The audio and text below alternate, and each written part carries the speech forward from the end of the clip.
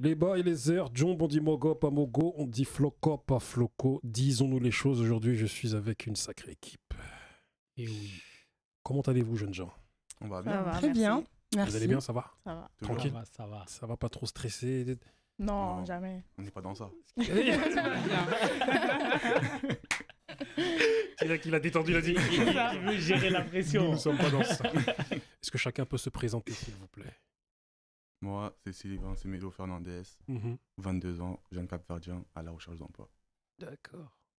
Moi, Elton Fernandez, 22 ans, j'habite à Pontoise, capverdien aussi du coup. Et actuellement, je suis dans le domaine de l'assainissement. Ok. Moi, je m'appelle Kylian Perra-Forte, j'ai 19 ans. J'habite actuellement à Astin. Je suis à la recherche d'une alternance, mais à côté, je travaille dans le marketing. Alors, Nadine, 34 ans. Je suis responsable recrutement dans la vie. Et sinon, je fais partie de cette belle association qui est Nostalgie et du Cabo Verde. J'en dis pas plus parce que je pense qu'on va en parler. Oui, on va en parler, ne vous inquiétez pas. Exactement. Donc moi, je suis Wilson, le président de l'association Nostalgie et Cabo Verde. J'ai 35 ans et chargé d'affaires professionnelles en banque dans la vie de tous les jours. Faire un petit retour sur notre rencontre. Il y avait un ciné-débat à l'époque à Saint-Denis, un cinéma, je ne me souviens plus comment il s'appelle, mais L'écran. l'écran, voilà, par rapport à un documentaire qui a été produit par... voilà, dont je ne me souviens plus le nom, mais en plus j'y participe, je suis totalement fou. C'était un... Camille Clavel, voilà, c'est ça. Exactement. Jeunesse engagée. Voilà. Et du coup, à la fin, je vois ce monsieur avec Wesley, on discute, ils me disent franchement, le documentaire, j'ai bien aimé et tout. Et maintenant, je vois Wilson, il me parle. Il me discute. Et je le vois, il est avec son casque de moto et avec un jogging. Et moi, je discute avec lui. Il me dit, à ton avis, je fais quoi dans la vie? Je lui dis, je sais pas, moi. J'allais répondre un truc, hein. J'allais répondre animateur. Tu vois. J'ai dit, moi, je travaille en banque. Je suis responsable, bientôt directeur. J'ai dit, regarde, nous-mêmes, on se plaint que les gens nous jugent. Moi-même, j'étais en train de le juger dans ma tête. Ou même pas, je me doutais pas. Je m'en suis voulu même. J'ai dit, mais regarde, t'as vu comment on est? J'allais voir s'il allait tomber dans le piège, mais il a esquivé. J'ai esquivé. Il a pas voulu prendre le fromage. Exactement. Et du coup, voilà, je suis très content de te voir ici et de vous voir ici parce que voilà, ça fait un moment donné qu'avec Wilson, on se dit qu'il faut qu'on s'attrape et qu'on fasse les choses. On fasse les choses et qu'on fasse une émission même à travers qui va un peu relater ses activités. Et du coup, on est là pour ça. Donc, dis-nous un peu, que va-t-il se passer le 22 et le 23 octobre? Exactement. Donc, le 22 et 23 octobre, on va organiser un événement avec l'association Nostalgie et Cabo Verde. Un événement qui sera sur Saint-Denis, un événement basé sur l'insertion professionnelle de la diaspora capverdienne en France. Okay. C'est pour ça que du coup, il y a quelques jeunes qui vont faire partie de cet événement qu'on a sélectionné pour qu'ils puissent venir un petit peu parler de leur parcours ou du monde capverdien en France. Parce qu'effectivement, nous avons cette double culture, cette double casquette de capverdiens, mais également de Français. Donc l'idée, c'était de ça, voir comment on s'intègre dans cette société française. Et du coup, moi, j'aimerais bien que chacun se présente un peu plus, un peu dans son parcours, mais voilà, de manière succincte ou un peu plus. Dis-moi. Moi, je suis né à la Plaine Saint-Denis. Très tôt, j'ai déménagé à Sevran. J'ai fait presque toute ma scolarité là-bas. Après, je suis parti au lycée à Pierrefitte jusqu'au niveau bac. Ensuite, j'ai travaillé des petits jobs par-ci, par-là. Donc, t'es un jeune étudiant, mais déterminé. Ah, il faut. Je sens, putain, là, il a des réponses positives, tu vois, de quelqu'un qui... Il a de la répartie. C'est bien. Mais il n'est pas encore débridé, là. Tu vas voir quand même. Non, on chauffe petit à petit, là. Diesel. Ah, même si c'est bientôt interdit, mais bon, diesel. Dis-nous tout, mon ami. Alors moi, je suis né au Cap-Vert, arrivé en France à 10 ans. J'ai commencé l'école directement à Sevran, plus aisément avec lui, mon cousin, et il m'a pas beaucoup appris beaucoup de choses, mais... Le français, c'est une bonne arme. Des petits messages, là. Tranquille. Du coup, ensuite, j'ai continué l'école jusqu'au lycée, niveau bac gestion. Puis, ça m'a pas trop intéressé, l'école. Et je préférais directement rentrer dans le monde actif, avoir un peu d'argent pour moi et construire mon avenir. J'avais déjà une idée en tête et je voulais le mettre en place. Du coup, actuellement, je travaille. Ok, d'accord. mademoiselle? Moi, j'ai toujours été dans les études. Je suis restée dans les études même à 19 ans. Là, j'ai commencé une licence de droit, mais j'ai plutôt préféré choisir un DUT. Donc, je suis à la recherche d'une alternance en droit, mais actuellement, pour me faire un peu d'argent, je travaille. Je suis née en France, je suis née à Saint-Denis, j'ai toujours vécu à Saint-Denis. Et je suis une fille très sportive dans la vie de tous les jours. Je fais beaucoup de sport, je m'intéresse beaucoup à la culture du sport, etc. Quel sport? Là, actuellement, je fais de la danse, mais pendant un certain temps, j'ai fait de la boxe et de l'athlétisme. Je savais de la boxe. J'ai vu quand t'as postulé. J'ai dit, la boxe. Et là, t'es comme ça. J'ai dit, elle s'entraîne. Oui, j'en ai fait pendant 5 ans. Et ensuite, après, j'ai continué avec l'athlétisme que j'ai fait pendant 7 ans, en même temps que la boxe. Et là, actuellement, je fais de la danse. Ok. Madame qui a 34 ans, mais qui ne les fait pas. Dis-nous. Je vais rattraper. Je l'ai maxé, là, j'ai vu, là. Alors, donc moi, au niveau de mon parcours, j'ai un parcours assez linéaire, je dirais, après avoir fait toute ma scolarité en région parisienne, mais sachant que je suis née dans le Nord, à la base. Je suis née à Roubaix, précisément. Très bien. Roubaix, Grigny et Roubaix sont, comment dire, se bagarrent dans le podium des villes les plus pauvres de France. T'as vu? Se bagarrent dans ce podium. Sevran, je crois, ils sont dedans. Ouais, Sevran aussi, Aubervilliers, Sevran, Roubaix, ils se bagarrent dans qui est le plus pauvre. Dans qui est le plus pauvre, mais il y a d'autres richesses. Bien sûr, exactement. Voilà. T'as vu la répartie? Je vois ça. Donc j'ai fait mon parcours scolaire principalement en région parisienne, pour ensuite avoir mon bac et faire la fac. Donc j'ai fait une fac générale à Créteil, et c'est là que j'ai eu envie de me tourner vers les ressources humaines. Donc c'est ce qui m'a amené du coup dans le domaine du recrutement. Donc je suis diplômée depuis maintenant un peu plus de 10 ans. Et au niveau de l'association, donc Nostalgie du Cap-Vert. Parle-nous-en s'il te plaît. Voilà, j'y suis depuis 2014. Et c'est une association du coup qui existe depuis 2005.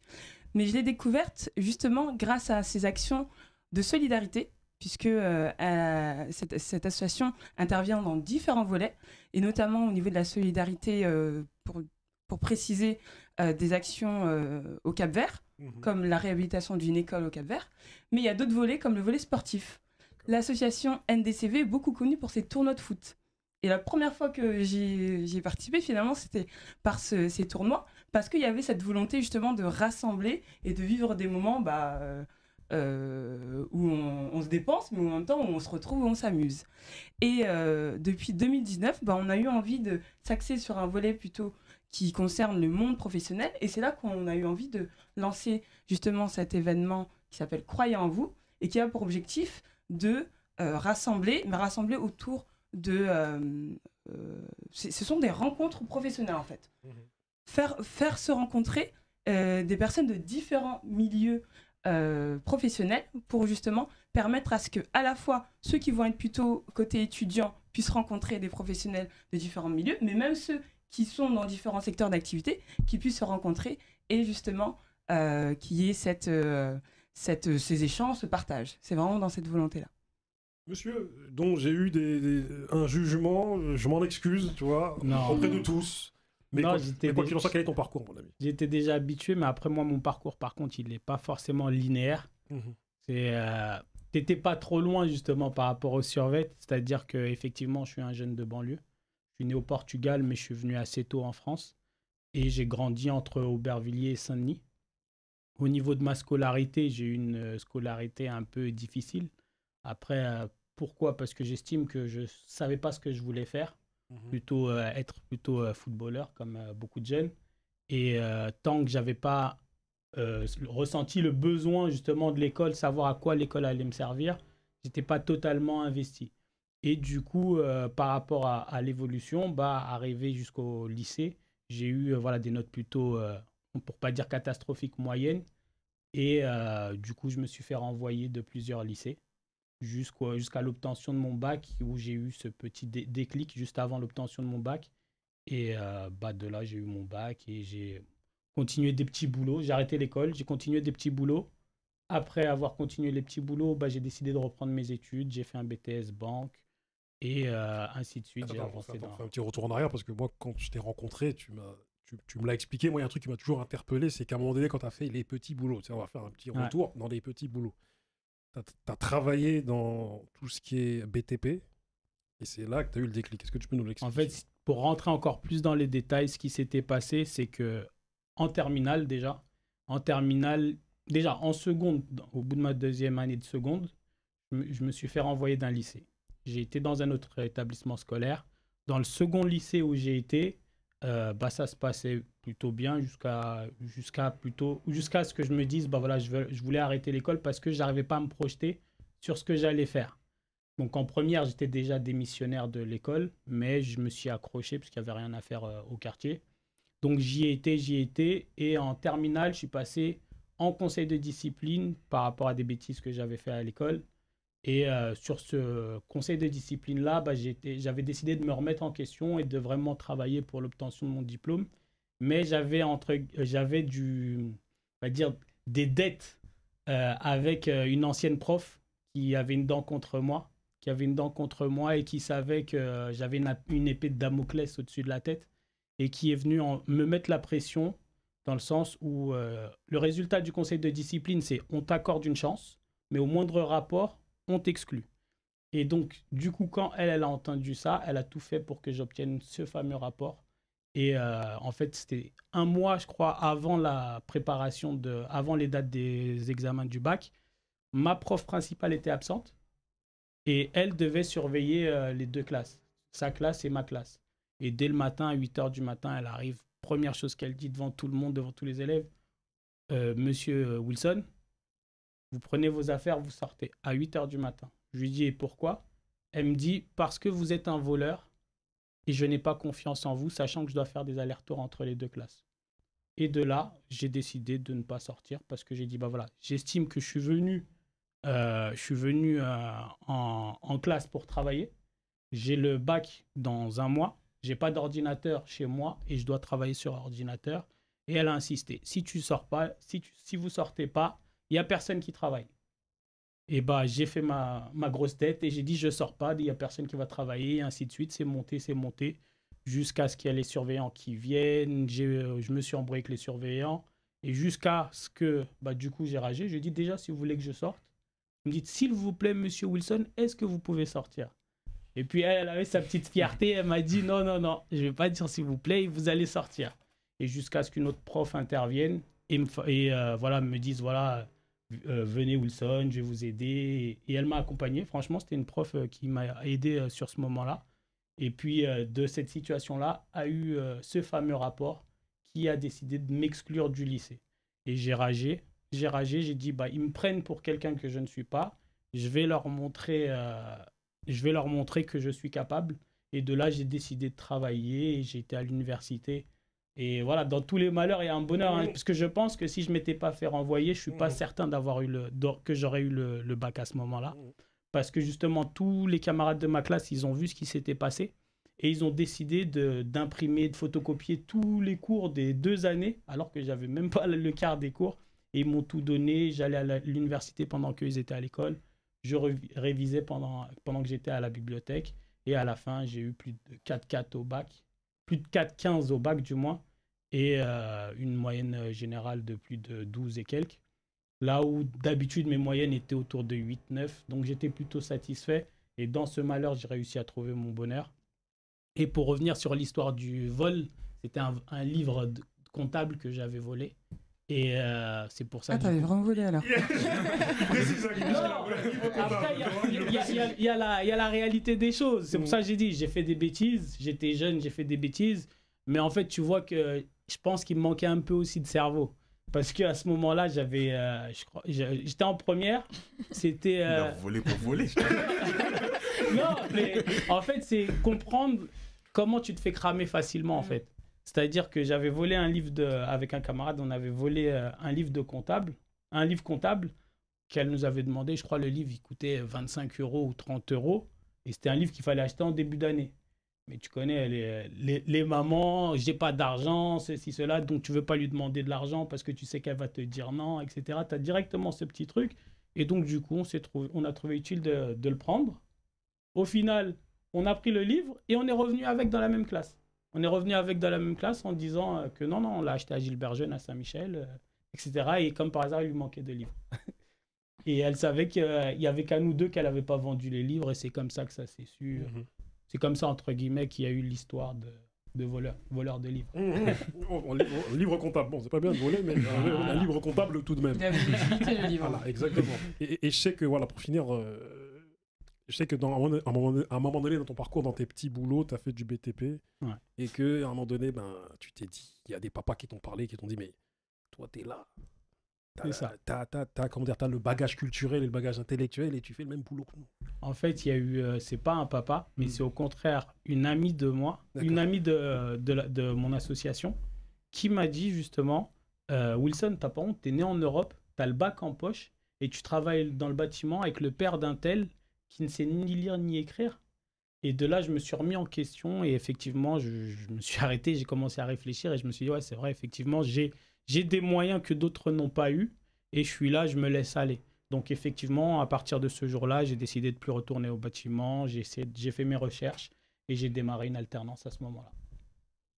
Qu'est-ce que ça vous évoque un peu, son parcours? Moi, j'aimerais bien revenir sur l'histoire du livre. Mais je trouve déjà que par rapport à ce qu'on vient faire ici, ça montre un peu la réalité des choses. C'est-à-dire que, certes, t'as volé, je suis pas très content, mais il l'a fait. Et normalement, on passe plus de temps avec les professeurs qu'avec nos parents. Et c'est normalement un professeur de te montrer l'exemple. C'est-à-dire, ok, t'as volé, de lui montrer l'erreur et de lui pardonner. Et de lui faire avancer pour qu'il sache quoi faire dans le futur, pour plus le refaire. Mais elle remet encore en jeu cette histoire de vol pour plus qu'il accède aux études. C'est-à-dire, pour moi, c'est un truc grave. Et justement, on va en venir au fait, vu que c'est pour ça qu'on est là. Hein, parler des adultes et des... Dis-nous tout, mon avis. Bah, du coup, justement, par rapport au débat, je trouve que c'est un argument. Merci de nous avoir raconté ça. Faut en prendre en compte. Et pour moi, l'école, c'est un pas vers le futur. C'est un pas vers le futur. On peut dire que d'autres n'ont pas besoin d'école, mais c'est là qu'on apprend notre éducation aussi. Ça vient des parents, certes, mais on passe aussi beaucoup de temps à l'école. Et lorsqu'on nous apprend à ne pas vouloir avancer dans des études par des petites histoires comme ça, Wilson, lui, il a su rebondir que d'autres n'auraient pas eu cette même mentalité. Auraient plutôt arrêté et choisir la facilité, continuer dans le bâtiment, même si c'est un travail comme tous les autres, mais en fait, ça ne nous laisse pas beaucoup de choix, alors qu'à l'école, justement, c'est le fait d'avoir des choix, c'est pour ça qu'on y va. Et vous, qu'est-ce qui vous motive à rester dans le chemin des études aujourd'hui et pas forcément arrêter les études aujourd'hui? Qu'est-ce qui te motive, toi? Moi, personnellement, j'ai pas cette motivation. Moi, j'ai arrêté l'école au niveau bac. Okay. Mais pour être franc, ce qui m'a toujours motivé, on va dire, c'était plus via les parents. Mais de moi-même, j'ai jamais eu cette envie de scolarité pour pouvoir poursuivre. Mais c'était plus au niveau, plus rendre fier la famille ou éviter le regard des gens aussi, dire ah, lui, il n'est pas parti à l'école, il n'a pas le bac, patata. Mais c'est plus dans ce niveau-là. Mais moi, personnellement, j'ai jamais eu cette envie d'école. On m'a toujours dit j'ai le niveau, on m'a toujours dit je suis intelligent, mais l'école, ça m'a jamais parlé personnellement. C'est quoi? C'est le cadre c'est le système scolaire, le cadre qui te convient pas, tu n'arrives pas à t'adapter, enfin, t'es pas... Personnellement, je trouve que c'est plus l'éducation. À l'école, on nous apprend à les choses, c'est imposé. C'est fortement imposé, c'est jamais on dit on t'apprend telle chose parce que ça. C'est apprends pour pouvoir avoir ça. Mais les connaissances qu'on acquiert, ben là, 90% des choses que j'ai appris à l'école ne me servent pas actuellement. Après, il y a la lecture, l'écriture, ça c'est des fondamentaux. C'est que ça, 10%. Ouais. Non mais c'est vrai. Là, quand je montais une armoire, je vais pas faire le théorème de Pythagore. C'est réel. Thalès. J'étais nul, là. Non mais c'est pour ça, à l'heure actuelle, je trouve, les choses qui étaient enseignées aussi m'ont jamais parlé aussi. J'ai jamais trouvé d'intéressement dans les choses qu'on m'apprenait. À part le domaine de l'histoire, ça j'ai bien aimé cette matière, mais les autres matières, j'ai jamais trouvé cet intérêt pour moi-même. On sait qu'aujourd'hui, dans les statistiques, il y a un peu plus de femmes qui sont investies dans les études que les hommes. Est-ce que tu en fais partie? Oui. Moi, en fait, j'en ai besoin des études, Parce que je sais que sans ça, je peux pas faire ce que j'ai envie de faire vraiment dans ma vie. Donc je sais que je dois continuer, même si j'ai l'envie, mais je sais que c'est quelque chose que j'ai vraiment besoin dans la vie pour pouvoir aboutir à mes projets. Sans ça, je peux pas. Par exemple, moi, je vais être avocate des affaires. Sans diplôme, je peux pas être avocate, je peux pas finir ce que j'ai vraiment envie de faire, en fait. Et comment t'expliques cette motivation qu'ont beaucoup de femmes, beaucoup de jeunes femmes comme toi, et cette non-motivation ou ce manque de motivation que... Après, nous, les femmes, on a beaucoup envie de prouver. On a envie de prouver qu'on peut être au même stade que les hommes, par exemple, par rapport au niveau du salaire, etc. On a envie de forcément montrer que nous aussi, on sait faire ça. Par exemple, une femme, elle peut être militaire. Il n'y a pas que les hommes qui peuvent être militaires, policières, etc. Et nous, on a cette envie de montrer que nous aussi, on est capable de... Donc, on va poursuivre nos études, on va poursuivre nos rêves, etc. pour montrer qu'on est capable, nous aussi. Est-ce que tu l'as rejoint? Totalement. J'ai vu, t'as dit. Tu pensais réellement qu'elle allait dire non? Non, je suis pas d'accord. Je suis à la fin pour moi, mais totalement, parce qu'en fait, c'est ce que j'allais dire. Souvent, on nous retrouve effectivement très longtemps dans les études, parce qu'en fait, depuis petite, on doit toujours prouver les choses pour aussi avoir notre place. C'est ça. Et qu'on nous écoute, qu'on ait cette crédibilité. Moi, tout de suite, c'est ce mot-là qui m'est venu en tête. Et je rejoins assez Kylian, parce qu'en fait, c'est ça, en fait, on se raccroche à ça. Et puis, quand on commence un petit peu, on continue. On veut atteindre le top pour être sûr, effectivement, qu'on ne se fasse pas devancer pour quelle que soit la raison, par d'autres personnes de la gente féminine. Et après, il y a aussi ce qu'on rencontre parce qu'on est issu de la diversité. Je vais utiliser ce terme, voilà. Mais on peut aussi rencontrer ce genre de difficultés. Donc, pour moi, en tout cas, ça a été quelque chose à laquelle j'ai dû me raccrocher, les études, pour être sûr, effectivement, d'atteindre un domaine où, déjà, je vais pouvoir m'y épanouir, et de deux, que je vais effectivement avoir la même crédibilité que tous les autres qui sont dans mon domaine. Parce qu'on sait que dans ce monde, la femme, la condition de la femme n'est pas la meilleure. C'est-à-dire la femme n'est pas considérée à sa juste valeur. Et nous, aujourd'hui, vieux père que je suis, je le sais, que les femmes sont plus fortes que les hommes. Tu vois, ça, nous, on le sait. On le voit de par les femmes qui sont dans nos familles ou nos femmes à nous. Et du coup, c'est ça qui fait en sorte que... c'est à cause de ce monde qui est... Comme dirait un grand philosophe, le monde est méchant. C'est à cause de ça que vous avez décuplé des forces insoupçonnées. C'est à cause de ça. On en a besoin. On a besoin de ça, en fait, pour pouvoir prouver beaucoup de choses. En fait, la société telle qu'elle est faite à l'heure actuelle, nous, les hommes, entre guillemets, on va pas à notre maximum parce que, justement, il y a beaucoup de choses qui nous sont facilitées. Alors qu'au contraire, il y a beaucoup de choses qui sont beaucoup plus difficiles et donc ils sont obligés de faire plus que les hommes pour pouvoir s'imposer dans certains endroits. Et c'est la société, on va dire, qui est actuellement comme ça et ils essayent de faire changer les choses. Et je pense qu'on est tous conscients qu'à l'heure actuelle, ou depuis toujours, les femmes sont beaucoup plus performantes que les hommes dans les différentes choses qu'elles entreprennent. Et je dirais, excuse-moi de te couper, pas que même dans la société. Comme elle a dit, on est issu de la diversité. Ça vient déjà de nos parents parce qu'ils mettent déjà les femmes à une certaine place à la maison. C'est-à-dire que eux, déjà les parents, ils acceptent les études. Donc, ils peuvent s'en sortir plus dans les études. C'est pour ça qu'ils doivent s'accrocher. Et il y en a, ils ont leurs rêves aussi.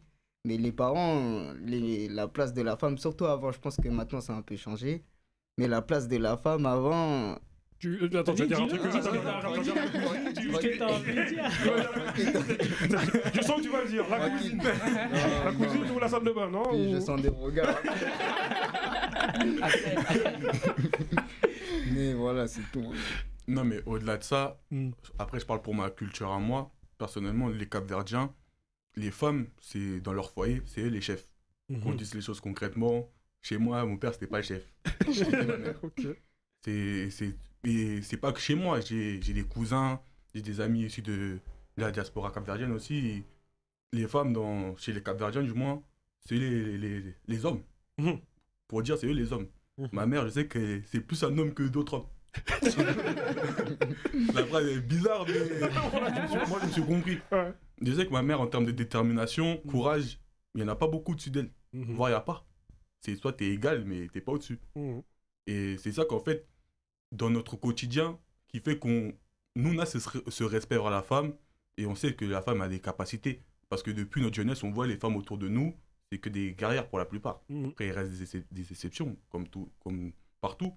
Mais pour la plupart, c'est des femmes déterminées. Tu as parlé du Cap-Vert. Justement, on va faire un petit focus sur le Cap-Vert.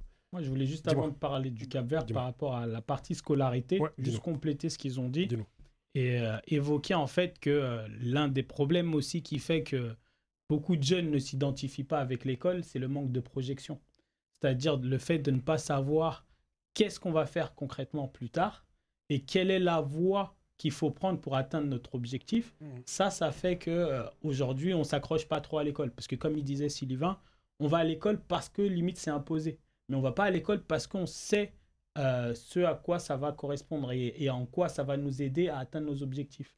Kylian, aujourd'hui, elle conserve cette idée d'aller à l'école parce qu'elle sait déjà, elle a cette route, elle sait déjà que justement, pour pouvoir atteindre ses objectifs, elle doit suivre ce chemin-là. Et donc, c'est ça où je pense que nous, en tout cas, en tant que jeunes de banlieue, on n'a pas eu ces connaissances. Et pour moi, dès le collège, entre guillemets, on nous brise nos rêves. C'est-à-dire que pour moi, j'ai le souvenir à l'époque, on parlait limite en francs encore. Limite, non, on parlait en francs et où c'était le début de l'euro. Et on disait, pour moi, je me souviens, quand j'étais au collège, on me disait, par exemple, tu gagnes 1500 €. Pour moi, si plus tard, je gagnais 1500 €, j'étais au max. J'étais au max et j'avais réussi ma vie parce que je gagnais 1500 €. Alors qu'aujourd'hui, ça ne suffit pas.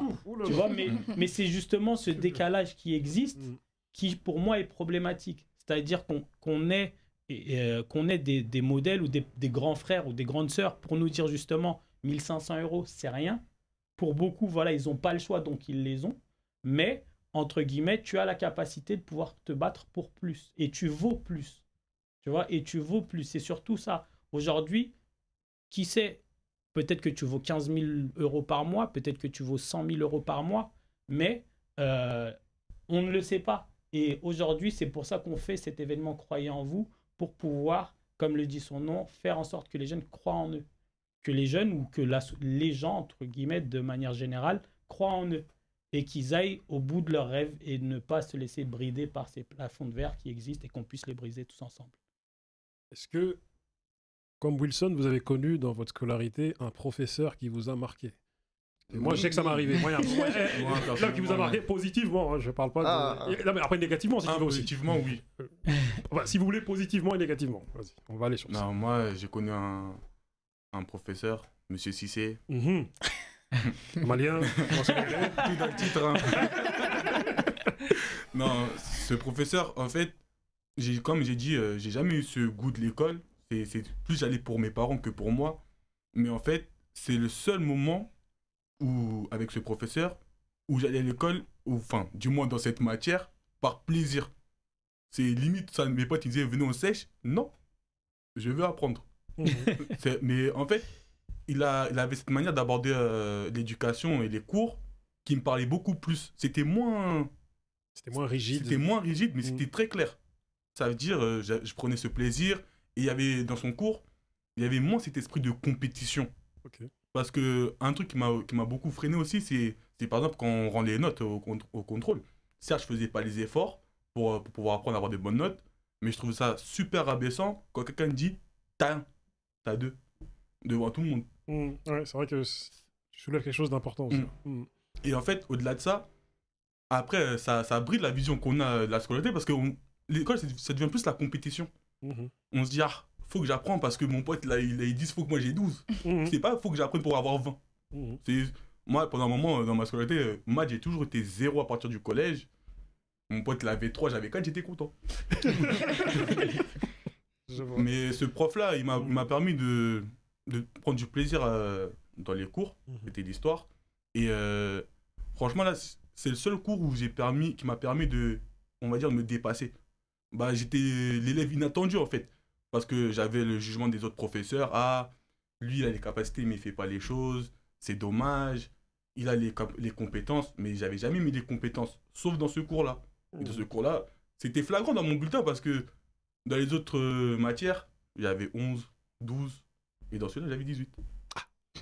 Ça va déjà si t'avais 11. C'est la preuve qu'à un moment donné, il faut incarner son cours aussi. C'est ça. Et quand on incarne son cours de manière positive, bah ça y est, les élèves ont envie d'apprendre. Hier, j'en discutais même avec un cousin à moi, et il me disait que aujourd'hui, lui, c'est quelqu'un qui a toujours essayé de nous transmettre les mathématiques, nous enseigner les mathématiques, et il me disait que justement, c'est dommage que les gens ne savent pas à quoi servent les maths. Parce que si concrètement, tu sais à quoi servent les maths, bah, peut-être que tu vas t'intéresser aux maths. C'est pas juste faire des maths pour faire des maths, ou faire telle matière pour faire telle matière. Et donc, si les gens prennent connaissance de ce à quoi servent les matières qu'ils font, là, ils vont pouvoir s'accrocher un peu plus que d'autres. C'est mettre du sens finalement derrière ça. ces fameuses matières.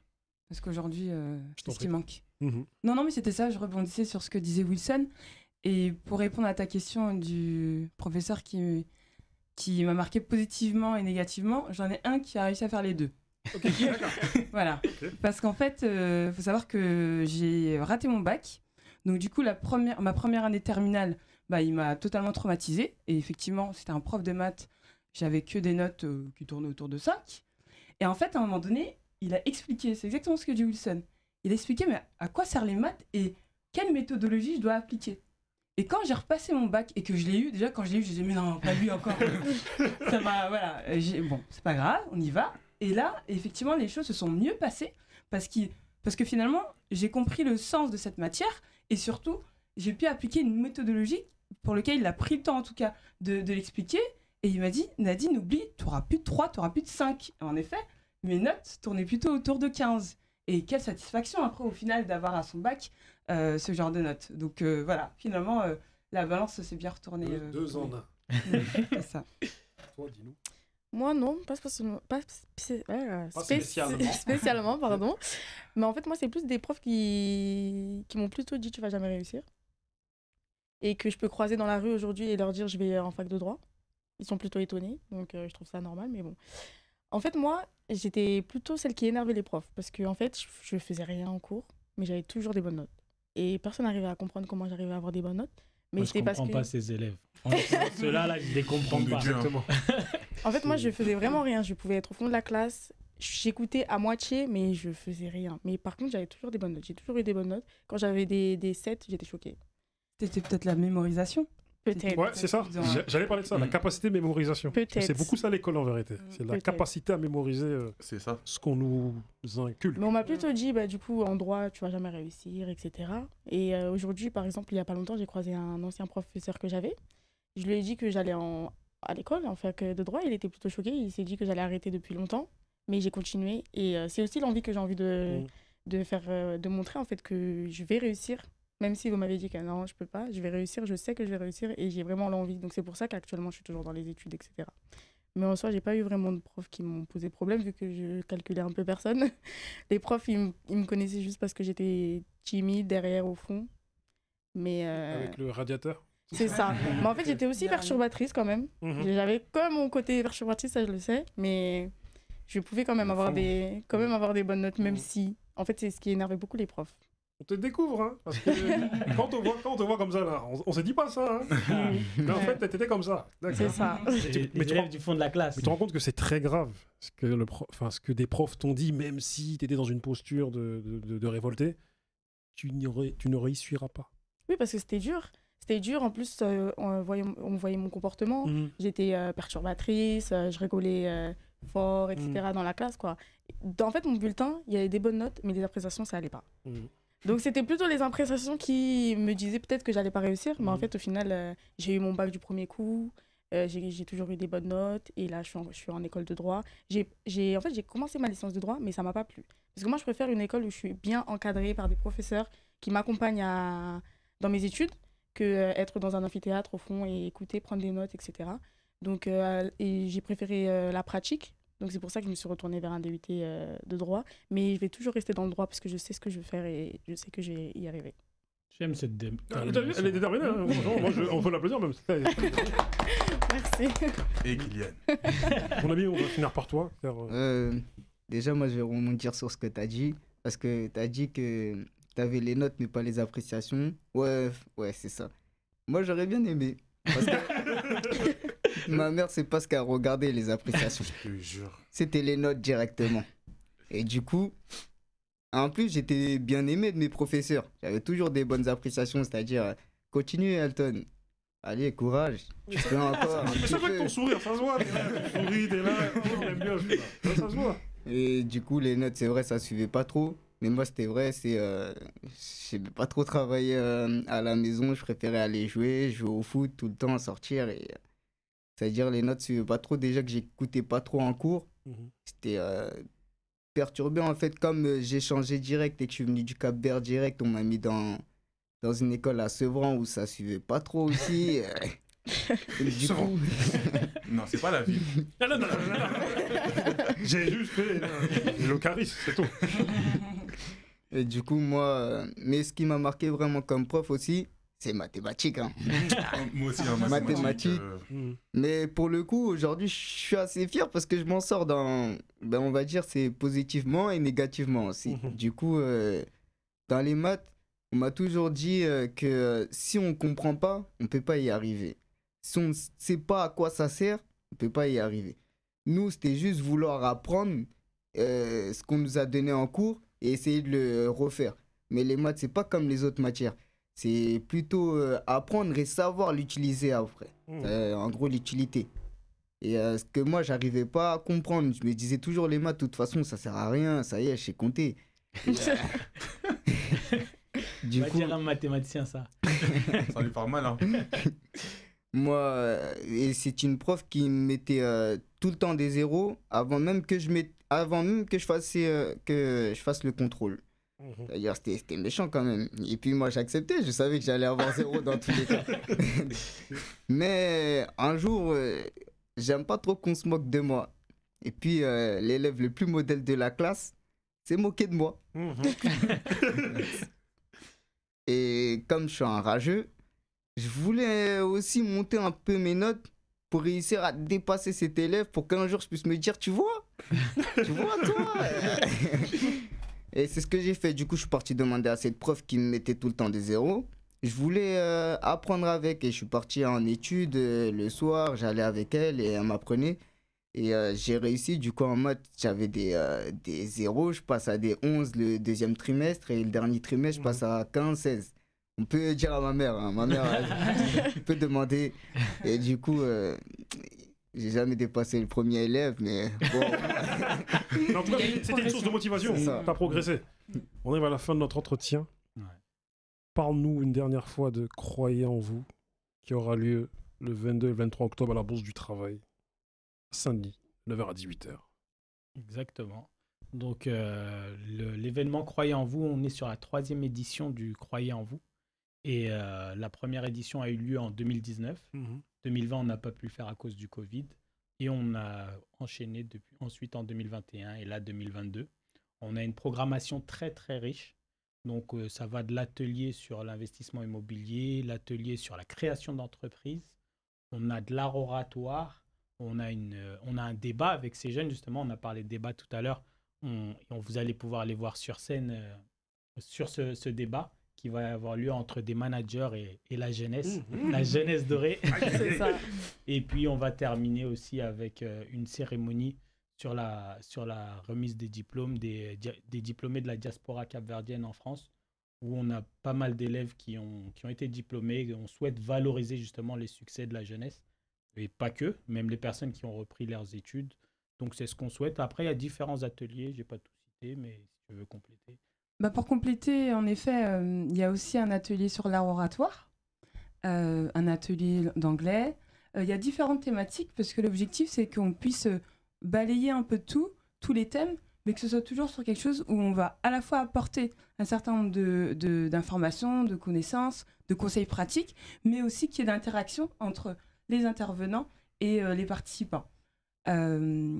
Ces ateliers et ces masterclass, elles ont pour objectif justement que effectivement émerge dans tout ça un projet, une envie, une orientation. On parlait d'orientation tout à l'heure. Voilà, c'est vraiment pour nous, il y a différents objectifs, mais en ça, c'est de créer la rencontre. Je reviens encore sur ce terme, mais créer la rencontre parce qu'aujourd'hui, il n'y a pas suffisamment, en tout cas je trouve, il n'y a pas assez d'événements où on peut effectivement tous se retrouver et échanger. Et j'ajoute qu'il y a aussi des entrepreneurs et entrepreneuses qui tiendront des stands pour justement parler de leur activité. Donc surtout, vous n'oubliez pas les 2 dates, 22 et 23 octobre. On compte vraiment sur vous pour venir nous voir. On serait cru sur une chaîne télé et Kevin, t'as fait la bonne pub.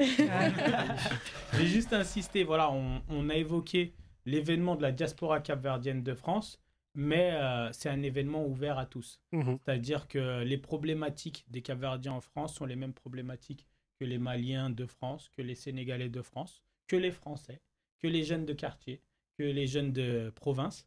Donc les problématiques sont tous les mêmes et c'est ces problématiques-là qu'on veut mettre sur la table, qu'on puisse échanger tous ensemble. Voilà. En tout cas, ce jour-là, il y aura aussi l'entité SoParks avec Aminata. Exactement. Et votre Aminata aussi. Voilà, on aura différents partenaires comme SoParks, évidemment, les routes du futur avec l'autre Aminata, Grendo 93, pas mal de partenaires également qui nous ont suivis et qui sont là, fidèles depuis des années. Oui. En tout cas, merci à vous et on se fera un prochain épisode. On fera un peu plus un focus sur la double culture de la jeunesse capverdienne, tu vois.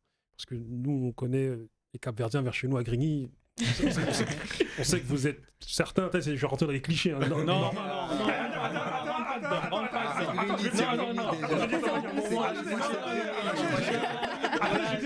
De la bonne manière. On sait que certains sont adeptes de couteaux pour des activités particulières. Pour les activités particulières telles que faire la cuisine.